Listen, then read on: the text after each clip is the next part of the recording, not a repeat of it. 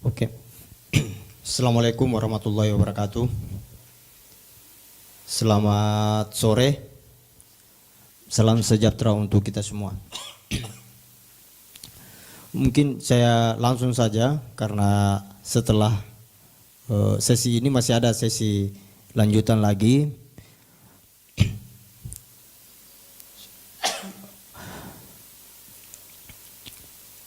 Yang pertama mungkin adalah dasar hukum. Dasar hukum kami Undang-Undang Nomor 1 Tahun 2015 tentang penetapan Perpu Nomor 1 2014 tentang pemilihan gubernur, bupati dan wali kota sebagaimana terakhir kali diubah dengan Undang-Undang Nomor 6 Tahun 2020 tentang penetapan Perpu Nomor 2 Tahun 2020 tentang perubahan ketiga atas Undang-Undang Nomor 1 Tahun 2015 tentang penetapan Perpu Nomor 1 2014 tentang pemilihan gubernur, bupati dan wali kota disingkat dengan Undang-Undang Pemilihan Gubernur, Bupati dan Wali Kota.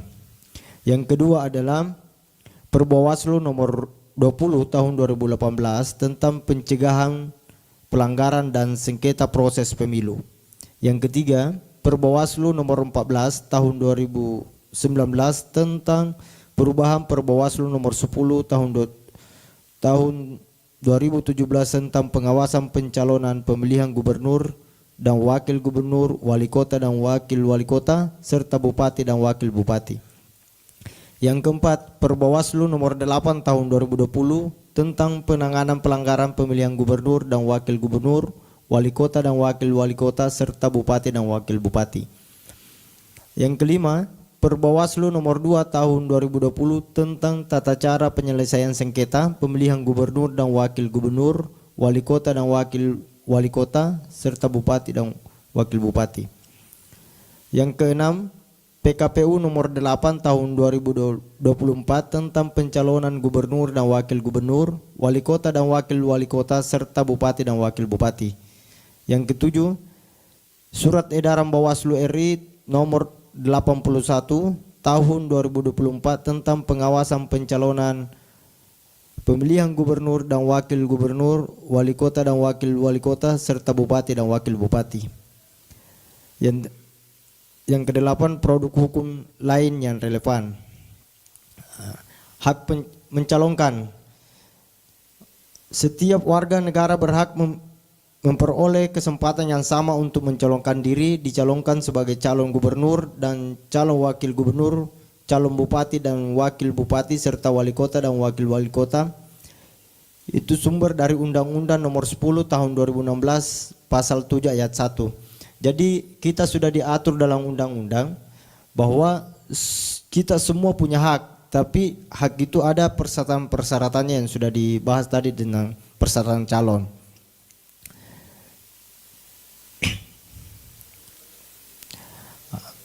Metode pencalonan sebenarnya ada dua metode. Yang pertama adalah perseorangan, tapi itu kemarin sudah lewat dan tidak ada. Yang kedua adalah dari partai politik dan gabungan partai politik, pasangan calon yang diusulkan oleh partai politik atau gabungan partai politik. Tadi sudah disampaikan oleh Komisioner KPU bahwa di Timika ini nanti ada penetapan berapa kursi ya. Dan itu diperkirakan ada 7 kursi untuk mengusung satu calon. Selanjutnya adalah alur pencalonan. Pemenuhan syarat dukungan pasangan calon jadi perseorangan ini sudah selesai. Pendaftaran pasangan calon ini akan sebentar lagi akan dibuka.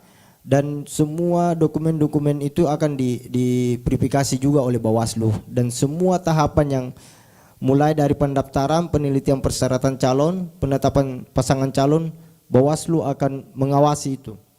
Dan kami pastikan bahwa Bawaslu tidak akan luput dari pengawasan itu dan memastikan bahwa supaya tidak ada hak yang dirugikan. Selanjutnya, tahapan pencalonan, pemenuhan persyaratan pasangan calon dan perseorangan. Ini sudah persyaratannya. nanti semua persyaratan itu seperti yang tadi disampaikan oleh KPU bahwa itu nanti akan diverifikasi lagi. Dan dalam verifikasi itu Bawaslu berwenang untuk mengawasi tahapan itu. Yang kedua adalah pendaftaran pasangan calon, persiapan pelaksanaan pendaftaran, pemeriksaan kesehatan, dan kami pun akan tidak luput dari situ. Selanjutnya tugas dan kewenangan Bawaslu. Perlu kami sampaikan bahwa Bawaslu punya kewenangan. Bawaslu Provinsi dan Badan Pengawas Pemilu Kabupaten melakukan pengawasan terhadap pelaksanaan pendaftaran pasangan calon pemilihan melalui sistem informasi pencalonan. Jadi pengawasan dilakukan dengan cara yang pertama adalah mengakses sistem informasi pencalonan dari KPU Kabupaten. Yang kedua adalah meneliti kesesuaian, dan sebagaimana yang saya sampaikan bahwa semua persyaratan itu kami akan memastikan bahwa peserta ini tidak dirugikan oleh penyelenggara. Yang ketiga adalah memastikan pasangan calon pemilihan mendapatkan hak dan kesempatan dan pelayanan setara dengan memasukkan dokumen persyaratan pencalonan dan dokumen persyaratan calon ke dalam sistem informasi pencalonan.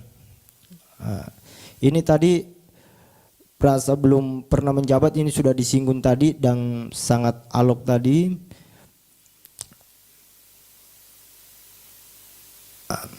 Lanjut, sengketa dan kewenangan Bawaslu.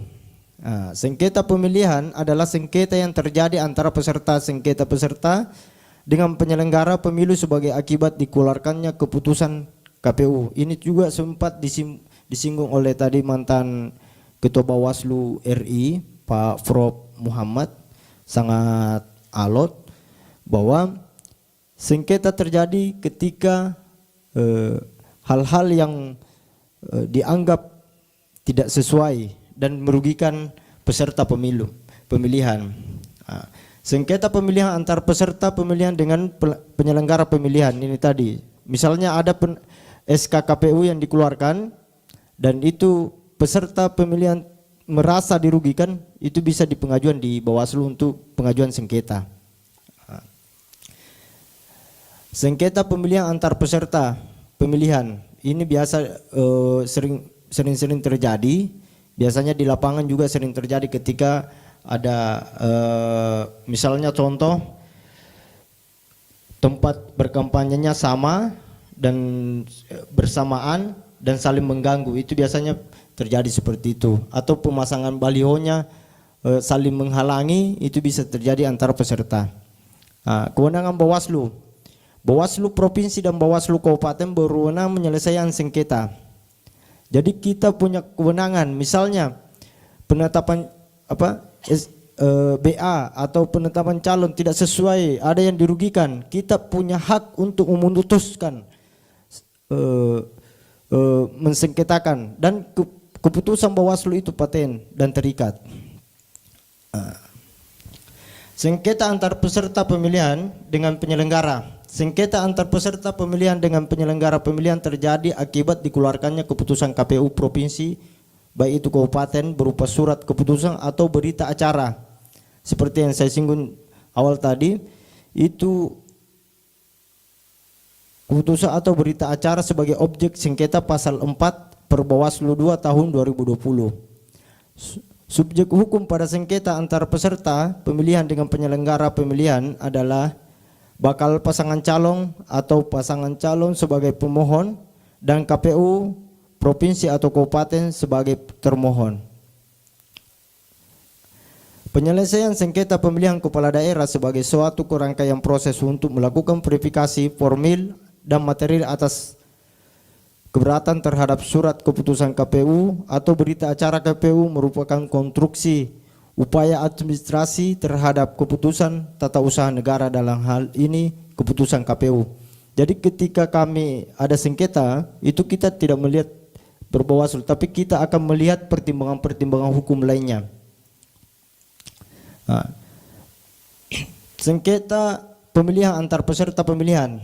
Sengketa antar peserta pemilihan dengan penyelenggara pemilihan diselesaikan oleh Bawaslu Provinsi, Kabupaten memeriksa dan memutus paling lama 12 hari sejak diterimanya permohonan.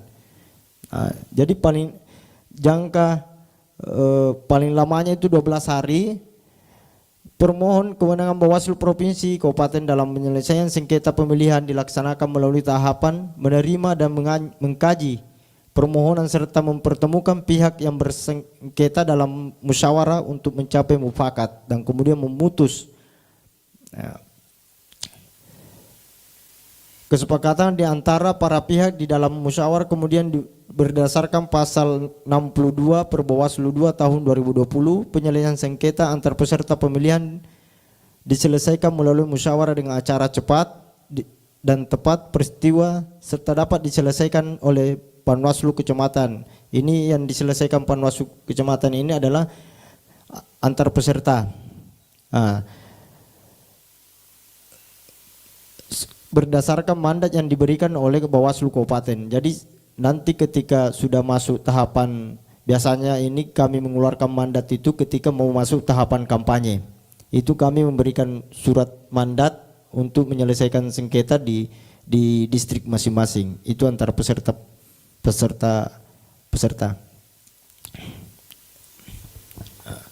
Kedudukan putusan sengketa Bawaslu. Putusan Bawaslu Kabupaten mengenai penyelesaian sengketa pemilihan merupakan putusan bersifat mengikat dan KPU Kabupaten wajib menindaklanjuti putusan Bawaslu mengenai penyelesaian sengketa pemilihan yang paling lambat selama 3 hari kerja. Jadi putusan yang dikeluarkan oleh Bawaslu itu wajib hukumnya ditindaklanjuti oleh KPU paling lama 3 hari kerja. Sesuai ketentuan pasal 59 huruf K dan I Perbawaslu nomor 2 tahun 2020 tentang tata cara penyelesaian sengketa pemilihan, disebutkan bahwa putusan Bawaslu Kabupaten memuat pertimbangan hukum dan pendapat hukum.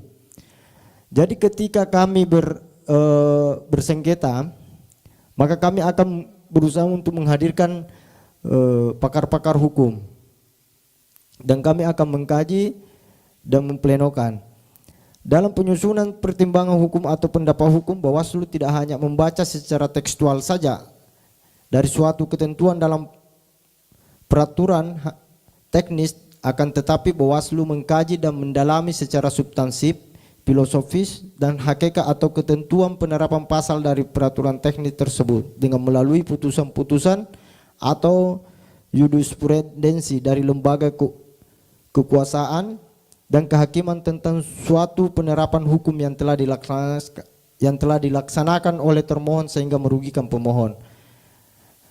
Dalam melakukan pendapat hukum dan penafsiran hukum, Bawaslu juga akan mendengarkan keterangan para ahli di bidangnya sebagai dasar pertimbangan dalam memutus suatu perkara. Jadi bukan semerta-merta kami pleno langsung putuskan, tidak. Kami akan mengundang para ahli untuk memberikan sebagaimana yang dilakukan di MK. Kami akan menghadirkan ahli-ahli hukum itu sendiri. Alur penyelesaian sengketa pemilihan ini bisa kita lakukan, ada 2 metode. Bisa langsung datang ke Bawaslu, bisa juga datang melalui aplikasi.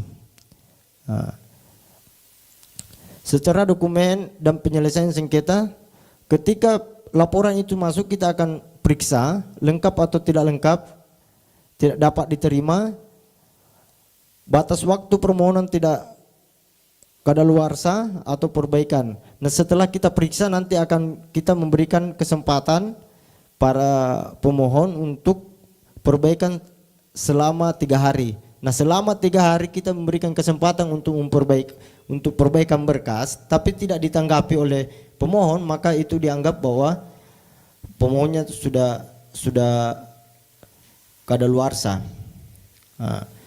Terus setelah mereka lengkapi akan diregister. Setelah diregister nanti akan ada musyawarah tertutup 2 hari.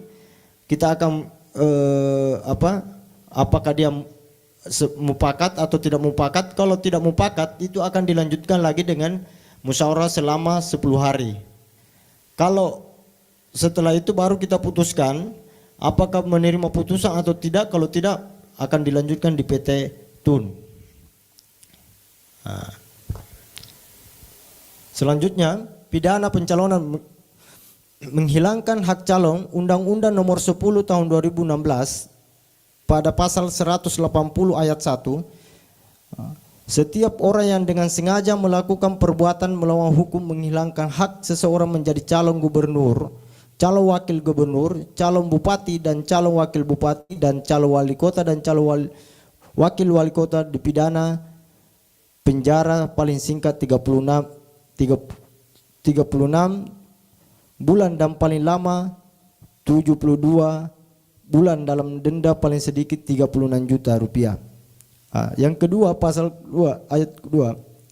Setiap orang yang kena jabatan karena jabatannya dengan sengaja melakukan perbuatan melawan hukum menghilangkan hak seseorang menjadi gubernur, wakil gubernur, wakil bupati dan wakil bupati, wali kota dan wakil wali kota, atau meloloskan calon atau pasangan calon yang tidak memenuhi persyaratan sebagaimana yang dimaksud pasal 7 dan pasal 45,